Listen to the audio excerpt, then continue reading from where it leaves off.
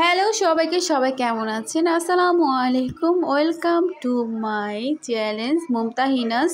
সবাই কি করছেন আর কেমন আছেন? আজকে কিন্তু আমি চলে গিয়েছি আমাদের খিলগাঁওতে কাচ্চি ভাইতে। খিলগাঁওতে কাচ্চি হবে সেটা কিন্তু ভাবার বিষয়। তো আর দেরি করলাম না, কাচ্চি বাইতে চলে গেলাম আমি। যেহেতু আমি খেতে প্রচুর ভালোবাসি আর আমার খুব ভালো লাগে খেতে, তো আর দেরি না করে চলেন সবাইকে দেখাই। আর দেরি করছেন কেন আপনারা? অবশ্যই খিলগাঁওতে কাচ্চি ভাইতে যাবেন। আর কাচ্চি ভাইটা বেলি রোড, আগে আমরা যেতাম, এখন তার বেলি রোডের দুর্ঘটনা পরে আর যাওয়া হয় না। আমার ফার্স্ট টাইম যাওয়া হয়েছিল বেলি রোডে কাচ্চি ভাইতে। এরপর যখন মনে চেয়েছিল যাব, কিন্তু এমন একটা দুর্ঘটনা হয়েছে বেলি রোডে যা মর্মান্তিক। সত্যি কথা বলতে আমার অনেক মন খারাপ হয়েছিল, কিছুই করার নেই, যা হয়েছে আল্লাহর নির্দেশে হয়েছে। তো আজকে আমরা খিলগাঁওতে দেখাবো কাচ্চি বিরিয়ানিটা কেমন ছিল। এই জায়গার ডেকোরেশনটা খুবই সুন্দর ছিল, আর ডেকোরেশন বলতে পরিবেশটা কিন্তু খুবই ভালো ছিল। আর আমি এমন একটা সময় গিয়েছি মাগরিবের আজানের আগে, তখন কিন্তু প্রচুর পরিমাণ ভিড় ছিল না, হালকা হালকা ভিড় ছিল।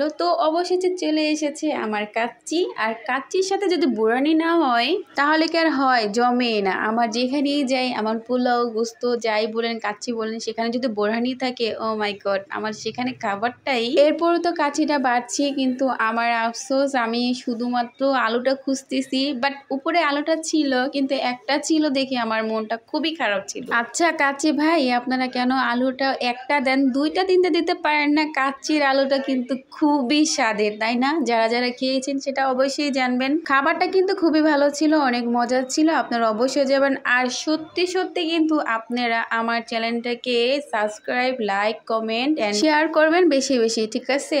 আর কিন্তু অবশ্যই আসবেন। আর লাস্টে যে খাবারটা দেয় না, সেটা কিন্তু আমার অনেক ভালো লাগে, এটা না বললেই নয়।